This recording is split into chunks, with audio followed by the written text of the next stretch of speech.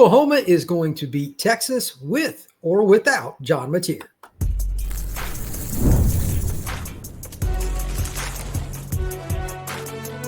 You are Locked On College Crossover, part of the Locked On Podcast Network. Your team every day. A crossover edition of Locked On the Portal with Locked On Sooners. I'm your host, Brian Smith, longtime college football recruiting analyst. Thank you for making both Locked On Sooners and Locked On the Portal a part of your day, each and every day here on the Locked On Podcast Network.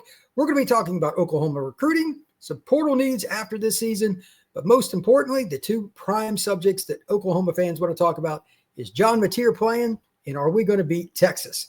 To help me figure that out, I've got two guys that happen to have a little bit of an interest in that game, just slightly, just slightly. Mr. John Williams and Mr. Jay Smith. Look, guys, you guys are part of the brand here at Locked On, covering the Sooners, and I'm just going to throw it out there. I've already made the pick that OU is going to win, even if Hawkins is the quarterback. I think he's serviceable and the defense is legit. But are you guys confident in Hawkins? Yay or nay? You can't play the middle ground. I'm looking right at you, Jay. You can't play the middle. Are you confident in Hawkins as a third down passer? I am confident enough. Let's just say that. Okay. I feel like he's good enough to lead this team, to manage the game, and help Oklahoma get a win if he has to play against Texas. Yes, Texas is a legit defense as well. If he doesn't hurt you, Oklahoma can go win the game because they've got enough skill players on the outside, and he's dangerous enough as a thrower and a passer that if you kind of take him lightly or you give him an opportunity, he can hurt you with his legs, and he does have a big arm that can get the ball down the field. What do you think? Yeah, I honestly, I am also, I think that Michael Hawkins will be fine. I'll put it this way. He was serviceable last year with no wide receivers and a bad offensive line. I mean, you go all the way into the second quarter, lead up 3-0 because your defense was doing what they were supposed to do. And I mean, you missed a field goal after an interception, which was terrible. If you would have made that, you'd been up 6-0 to end the first quarter. So he was serviceable enough, but he needed more. Like, he needed more help on his side of the ball. And I think that he has matured enough to where this is his second season. Well, it's only 9 months in this system, but it's his second season. He has a real quarterback coach. He has a real OC who's very strong when it comes to being creative. I think he'll do enough to be able to move the ball, just enough to be able to keep Oklahoma at least moving and keep the defense off the field for too much.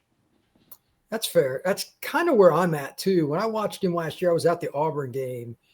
I mean, you could tell he wasn't comfortable with the receivers. And I don't blame him considering that circumstance. But he did throw a money ball that changed the game. Yep. And he was such an like you could tell if you said tomorrow you have to play receiver for a one game or whatever, not that that's going to happen. He's athletic enough to go do that. Yep. So he's a dude athletically, like he could have played free safety or something at the Power 4 level. I have no doubt. So Texas got a good defense, but they're always on the field. And that's where I'm going to transition right now. Do you feel, I know you guys don't like Texas, obviously, but do you feel Arch is at least getting better?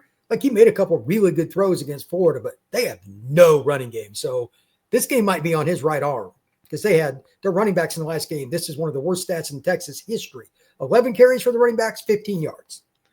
Yeah, I think Arch is in a similar situation as to Oklahoma last year where, the offensive line wasn't performing up to the standard.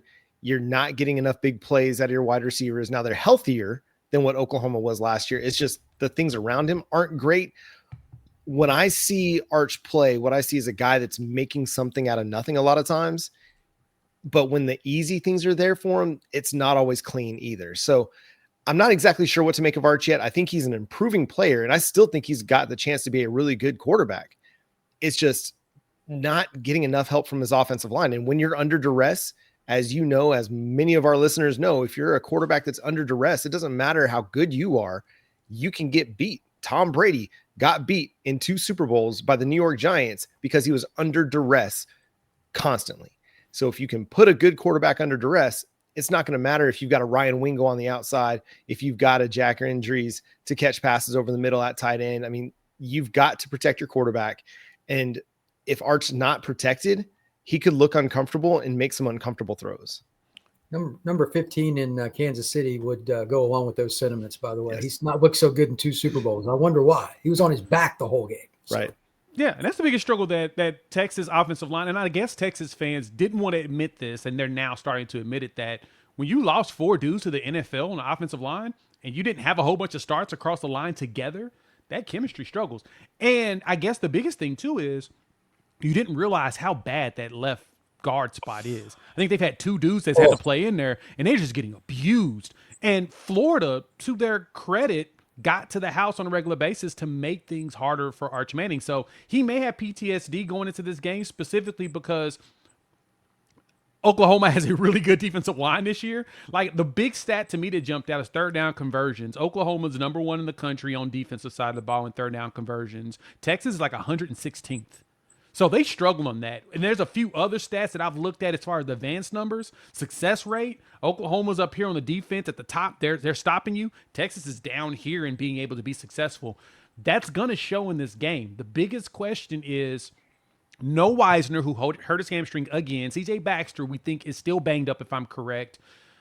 Like, how are you going to – we know it's going to have to be Arch Manning literally willing them to it. Is he capable? And I'm going to be honest, I don't think he's ready yet. I don't think he is either. And that's probably not fair to him, but you're the quarterback at Texas and your last name is Manning. Yeah, you're not good combinations for him. Whether it's fair or unfair, this is the reality of the situation that he's in. And he has to go play a football game this Saturday. I think he's got enough capability to hurt you if Oklahoma busts a coverage or if they're not keyed in on their spy, if they lose contain, because he's athletic enough to get outside the pocket and create a big run, create a big splash play through the air. And they've got good wide receivers. So while the offensive line is banged up, or not banged up, but just not playing really well, and Oklahoma's defensive front is playing as good as anybody in college football, if they're not assignment sound and playing to their keys, they can still get beat. I mean, they gave up the big, run to Justice Haynes, even in some of their non-conference games against lower level competition. They've been hit for some big plays. The cornerbacks, they've been a little bit sketchy from time to time. So everybody has to play well. This is not going to be a cakewalk by any stretch of the imagination. You can't sleep on this Texas offense, even though they just got battered by Florida's defense that hadn't really been putting a lot of pressure on quarterbacks. Oklahoma has to show up still. John, you made a good point there. Oklahoma has shown that they can give up some of those plays. But the best part about this defense is that it really is a bend, don't break type defense. Mm-hmm. So they'll give up a play to get you some yards, but they've done a really good job of slowing you down once they give up that one play. The adjustments that Brent Venables has proven that he can do is huge. But like I said, you made a great point there, is that that's the thing that Texas is going to have to try to exploit if they want to win this game. They're going to have to go with big plays. The question really is, though, with the way that Sarkisian's offense is ran, it takes a little time for plays to develop. Will he have the time? Will Manning have the patience? Now, we know he'll scramble, but does he have the patience to be able to let a play develop and not try to get rid of it real quick because he sees a really big dude named David Stone in the backfield as soon as he hikes the ball, and he's afraid that he's going to get taken down? Let me ask you guys about this young man right here. This is a situation that I think is important. Blaylock, he's a freshman. Is he the true number 1 now, or is he a guy that is like, what are they still kind of going to go by committee? Because I think it's getting to that point where it's okay. He's the guy. He's the guy. Okay. To me, he's the guy. He was listed on this as the starter on their most recent depth chart release, which was like a few weeks back, maybe before the Auburn game. 57 carries on the season through 5 games. The next closest running back in carries is Jaden Ott with 20. So he's got more than 2 times the amount of carries as any other running back on the team. And he's been productive when he's gotten the ball. He's averaging 4.5 yards per carry. Is he putting up 100-yard games every week? Is he, creating these big runs every week? No, but he leads Oklahoma in runs of 10 yards or more. I mean, he's been really, really good. And I think they're going to continue to add more to his plate as he gets more comfortable in pass protection, as he, shows the ability to see the hole well, to use his vision. If he can do anything a little bit better, it's creating bigger plays. It's making guys miss in the open field. but he's looked really, really good so far. And I don't imagine they're going to go away from him at all. Yeah, I'm in the same boat too. I feel like Tory Blaylock is your number one. Jaden Ott's going to probably start seeing more carries as it looks like he's gotten more comfortable with that shoulder and he's okay with running the ball. I mean, he gave us a few good runs in his last game, so he's like, okay, so there's a little hope there. Now it's the choice of are you going to play the rest of the season and really show out because this is your senior year? You're done after this, or are you going to go ahead and redshirt? Portal out, play somewhere else next year. So we'll probably find that out here coming against Texas. If you don't see Ott, I don't expect to see him for the rest of the year. But Tory Blaylock, to me, he's that dude right now. And him being a true freshman is the only thing that sucks is that it's going to take some time for him to really get going. But as long as this offensive line continues to improve week over week, which they've starting to show some moments of that, they looked better. They looked good against Michigan. And especially as the game got deeper, like as it got into the fourth quarter, you started to see that strength and conditioning work for Oklahoma. They were pushing people around. Same thing against Auburn on that final drive. You saw them pushing Auburn around to get, that final score. And so I'm hoping that that's going to be the case going forward. I hope that we start to see it earlier too, but Tory Blaylock's that dude right now. And it's nobody else that's going to be able to take that spot. I think he's going to be a really good player. The point that John mentioned a second ago is also very important. For a lot of people that wonder, well, why isn't the stud freshman in the lineup? It's pretty simple. It's pass pro. Almost all freshmen are terrible at it because they didn't really have to do it in high school because they could just use their athleticism to beat the crap out of the blitzing linebacker. It doesn't work that way when the guy has to hook him helmet on. That guy's really good, especially if it's Colin Simmons. I do not want Blaylock blocking Colin Simmons at all. Please no. Yeah. I don't think I want half our team to block. Yeah. Thankfully, we're not running into a lot of situations where we're having elite defensive ends being blocked by tight ends this year. We're letting our offensive tackles do that. So it's already a much more well thought out offense. That's a good thing. When we come back, I do want to touch on John Mateer, just in case he plays, what's the impact is, get into some recruiting and some portal. That is next here on this crossover, Locked on the Portal and Locked on Sooners.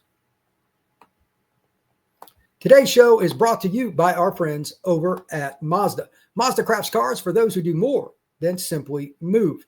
You can make everyday drives feel like anything but, from smooth handling to intuitive controls. And with the all-new all-wheel drive standard in every crossover SUV, you can drive with confidence through almost any season. Like our players, we sweat every detail because when you make every move count, impossible becomes irrelevant. Mazda, move and be moved. We are also brought to you by our friends at Monarch Money.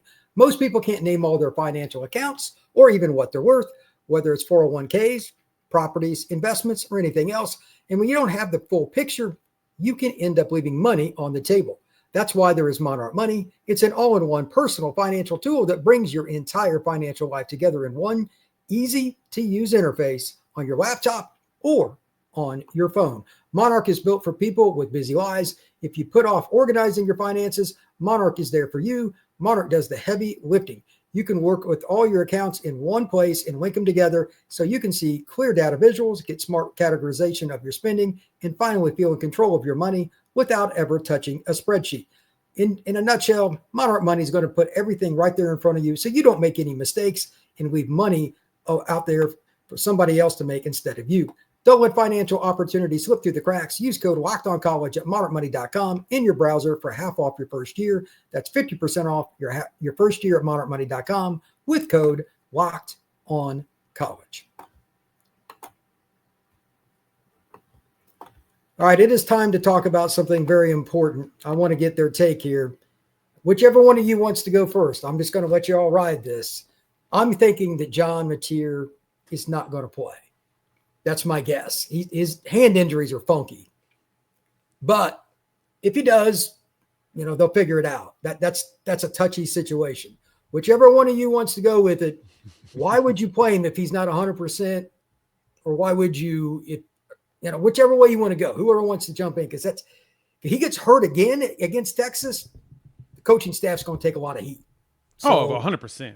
100%. They'll take a lot of heat if he does. But I'm going to go ahead and say this. This is why you come to Oklahoma, is to play in this game. Yeah. This is 100% the reason.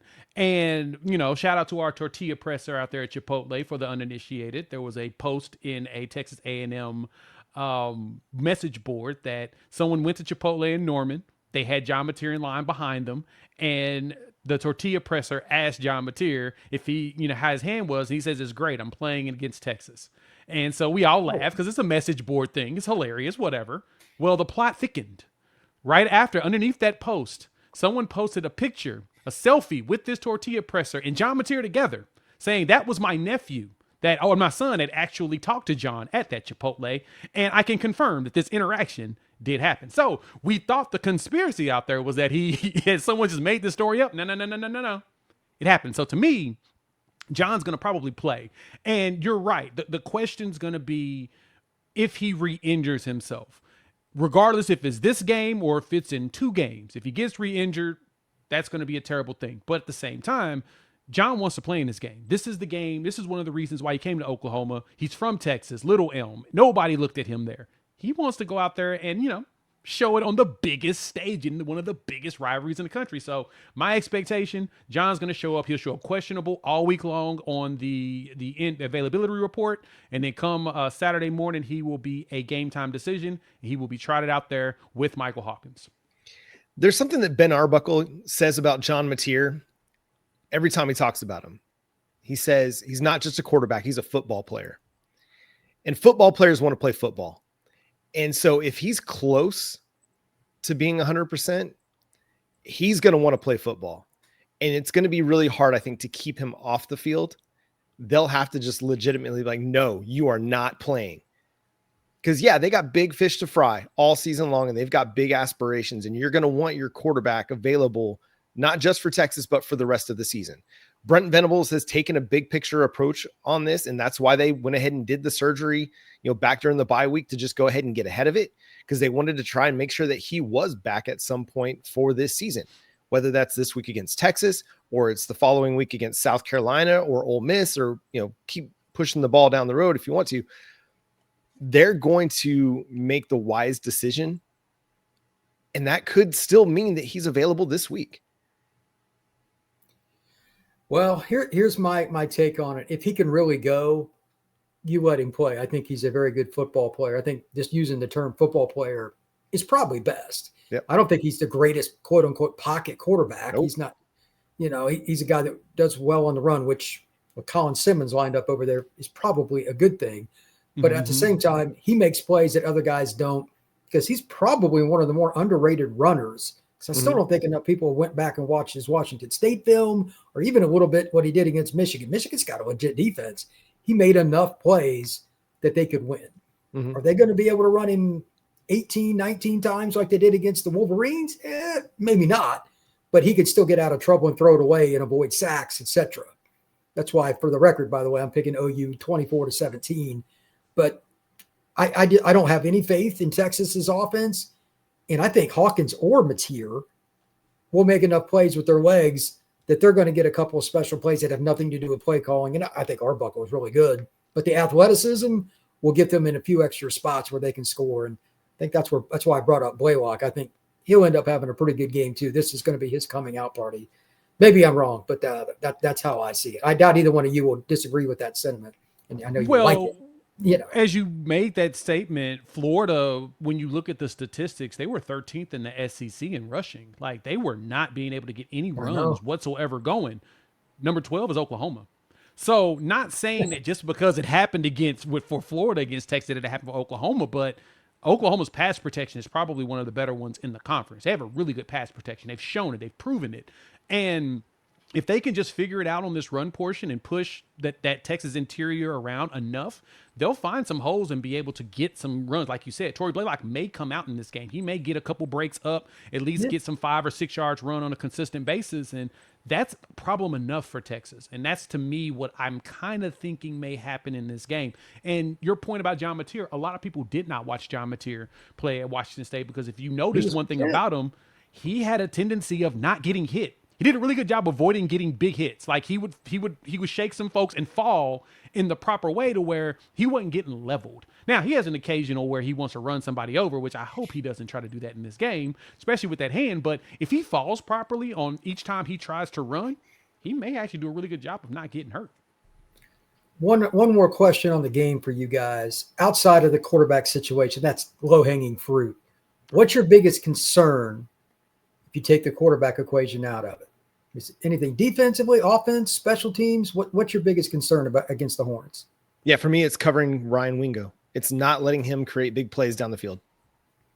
Okay. Yeah, I would have to agree with that too. Because Parker Livingston, he has a knee situation. I know he Yeah, played, that did look good. but He's not the same right now. he's not the same. And you can tell that he's not the same guy. So if you can make sure that Ryan Wingo doesn't just dust you like Cam Coleman did, even though Cam Coleman did, he had 3 catches for 83 yards, but it was all in the first half. I mean, they was using him basically as a pass interference dummy the rest of the game, which smart, very smart strategy. But you get Eli Bowen back, who we know is going to be able to chase around Ryan Wingo and have maybe somebody over the top, maybe his brother Peyton. So you may have the Bowen brothers kind of bracketing him or whatnot. And I think Cortland Giller would be just fine against whoever the other receiver is that they're going to have to trot out there as the next main guy. Because I don't even think Mosley's going to probably be able to play or at least be a true contributor because he's been dealing with injury. So this injury-ridden Texas team, I mean, I don't feel bad for them because Oklahoma played them twice with injury-ridden teams. So, hey, you better, pull up your bootstraps, buckle up, buttercup, and get out there and play some ball. Yeah, that's kind of where I'm at. It's unfortunate when really good players get hurt regardless, especially for rivalry games. But I hate Oklahoma last year, probably after that, I doubt any Oklahoma fans are going to, especially Texas, they're not going to care. And yeah, I just don't think the Texas offense is good enough to consistently drive it against Oklahoma's defense. So as long as Oklahoma doesn't give up the big pass play for a touchdown or the big, surprise run for a touchdown, I think they'll be able to keep Texas's offense in check for the most part. But it's that big pass play, man. That's the thing that I think is the Achilles heel right now for Oklahoma. Yeah, I tend to agree. If can't have like a pick six, a scoop and score, nothing like that. As long as the game's straightforward, I think Oklahoma is the better team. When we come back, I do want to finish up with some questions regarding the portal and recruiting. Oklahoma has a chance, especially if they beat the Texas Longhorns this weekend. I think they could be in pretty good shape. That is next here on this crossover of Locked on the Portal and Locked on Sooners. Today's show is brought to you by our friends over at Prize Picks. Every day we make decisions, but on Prize Picks, being right can actually get you paid. Don't miss the excitement of football this season with Prize Picks, where it's good to be right. With Prize Picks, it's a lot of fun because it's a simple way to add more excitement to football. You just pick more or less on player projections, like Josh Allen's passing yards or Saquon Barkley rushing for a score, and you're in the game. So if you want to do Prize Picks with, the tight end for your favorite team because you think everybody's overlooking him, go over on his yards. Go over on Saquon Barkley, maybe with rushing touchdowns or whatever else you want. Again, it's just over under. It's really easy. Download the Prize Picks app today and use code LOCKEDONCollege to get $50 in lineups after you play your first $5 lineup. That's code LOCKEDONCollege for $50 in lineups after you use your first $5 lineup. Prize Picks. It is good to be right.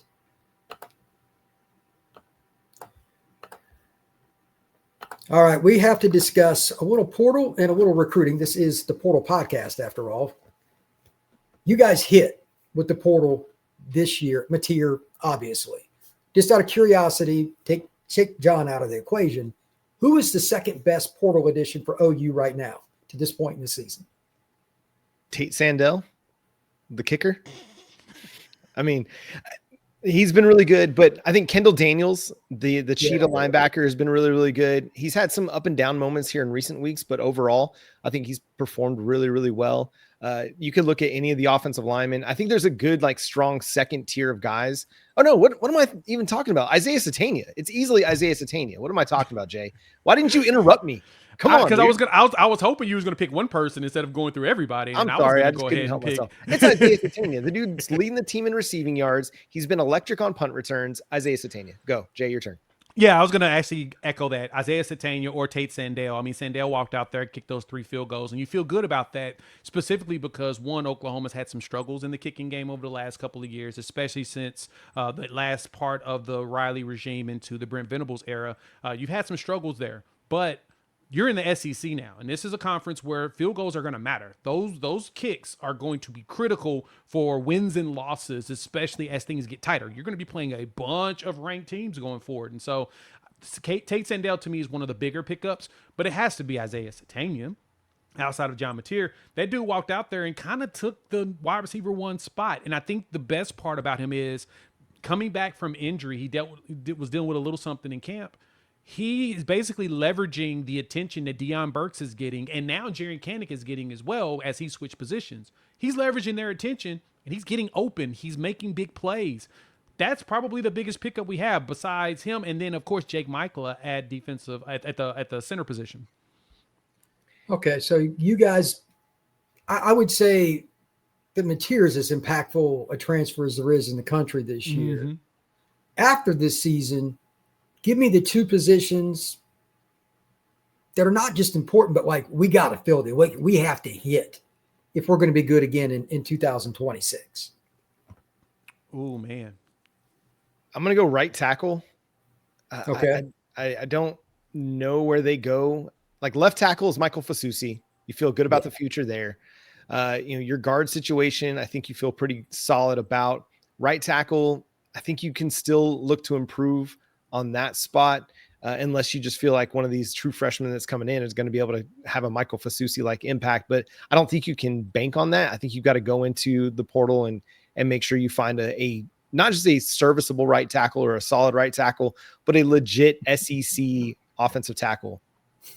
Yeah, I'd say probably a guard would be mine, because if things work out the way that you hope they will, you'll either see Isaiah Dent or Michael Fogier possibly at that right tackle spot with Fasusi at the left. That's potential. But John is right. That's those two, to me, right guard and right tackle are the 2 spots I have the biggest questions on. Eddie Pierre-Louis should be playing more left guard going into next season once he really, because his biggest thing is he needs to clean up some stuff. More so, he's got a mean streak on the run blocking, but on the pass blocking, he has a tendency of kind of teetering and missing some of his assignments. And so once he gets better at that, I think he'll be good. But I think that right side, just the entire right side, right guard, right tackle, once we figure out who's what, that to me is probably going to be the most critical spot. Actually, let me add one more, center too. Because Michael will be back next year so far, but that's a potential spot because Troy Everett will be gone because he's a senior. So they're unfortunate he won't be back and his red shirt's gone unless he gets a medical,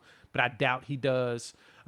You're going to have to be center to right. So the entire right side of the field is on the offensive line is going to be something that we're going to be monitoring like crazy. So you may bring in a portal guy just to add depth on possibly both, but we'll see if Beatonbow likes his guys more or not.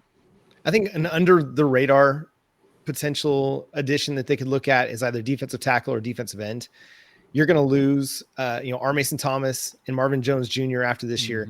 You're going to lose Grayson Halton and Dominic Williams after this year. Yeah, it's true. And so like you love your depth and you love the talent you've got with obviously David Stone and Jaden Jackson and Taylor Wine and PJ Adebaware.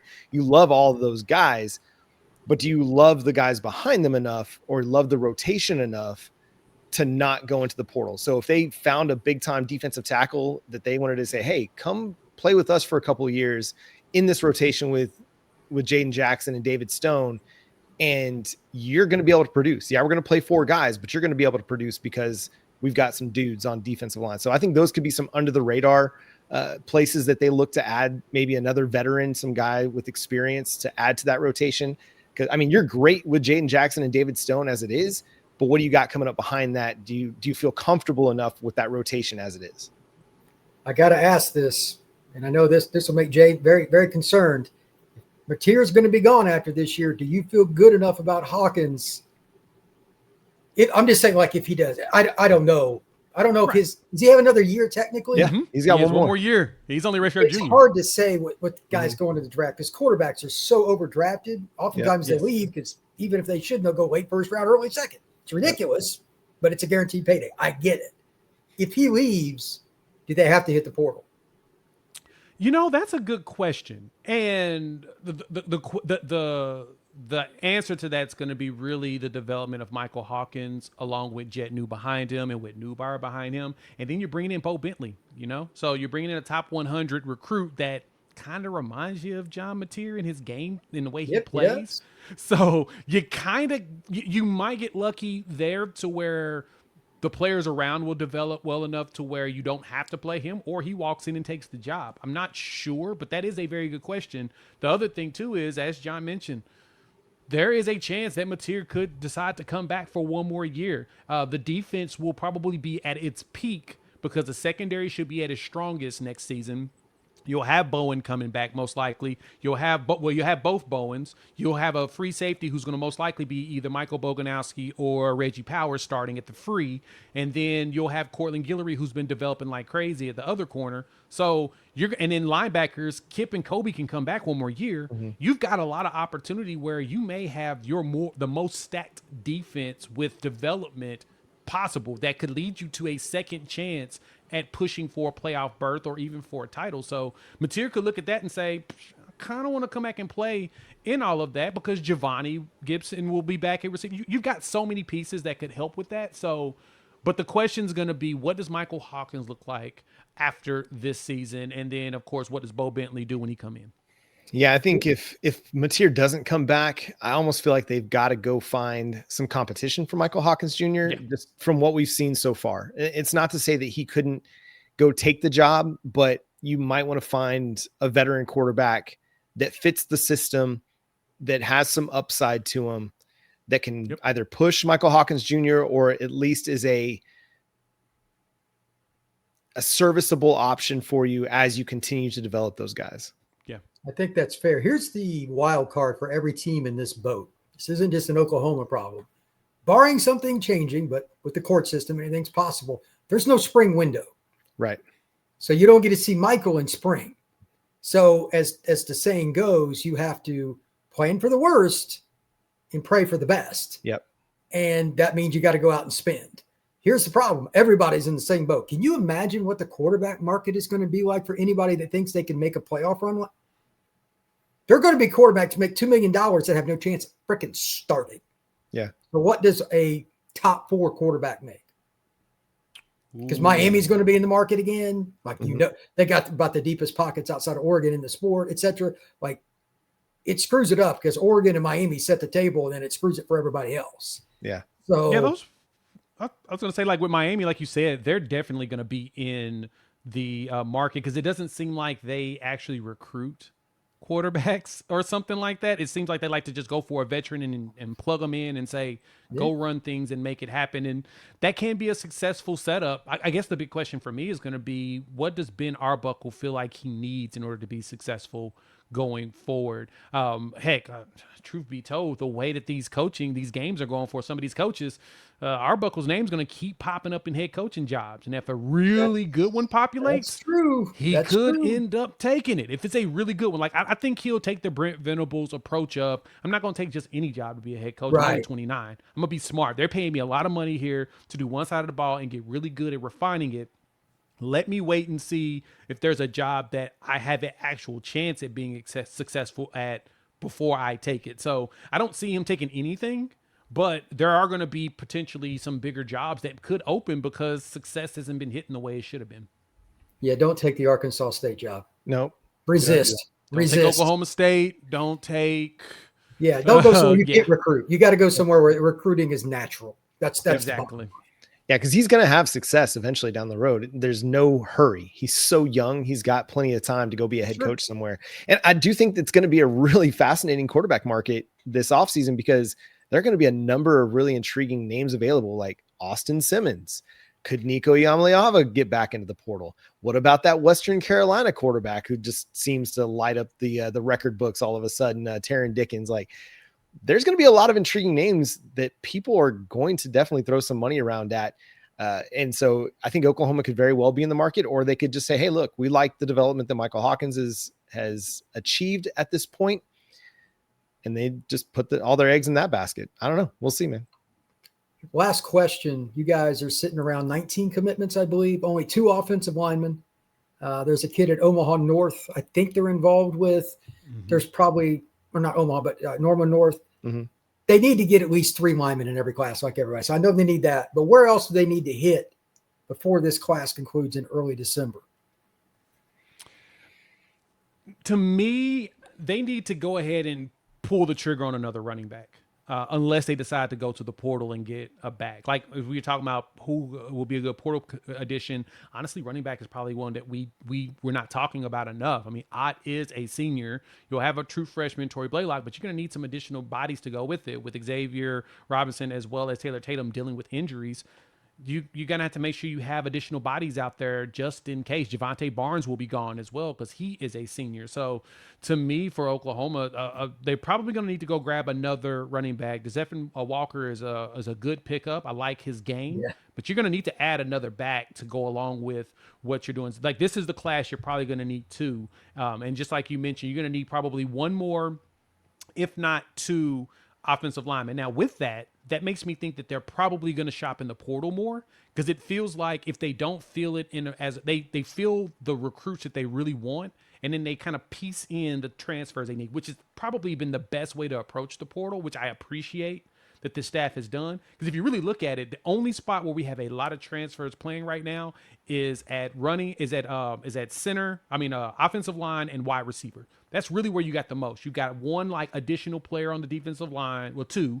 You've got one linebacker that you've added in there. And now all your corners and secondaries, all your guys, they've done a good job of just piecemealing where they need it. So you got your quarterback, you got a few offensive linemen, it feels like offense is a little bit easier, but I think that's probably the approach they're going to take.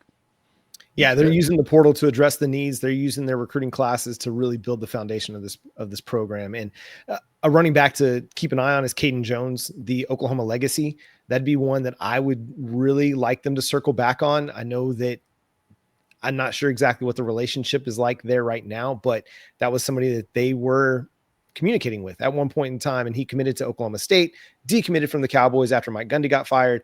I think his big playability would be something to reconsider for Oklahoma. That's fair. If Oklahoma wins this game, I guarantee you they'll get a recruiting bump. As somebody that follows recruiting religiously, that's something I'm steadfast with. Gentlemen, I appreciate you joining in. It's always fun talking Sooner football. Good luck in the Red River rivalry. And, hopefully Mateer gets to play, but if he doesn't, again, I still got the Sooners winning 24-17. But John, tell everybody where they can find your work. Same with you, Jay. Yeah, so you can subscribe to Locked On Sooners wherever you get your podcasts. We're free and available on all platforms and on YouTube. So hit the subscribe button, the notification bell to let you know when new episodes drop. And follow Jay at Unfair Sports, me at John 9 Williams, and our show is at Locked On Sooners.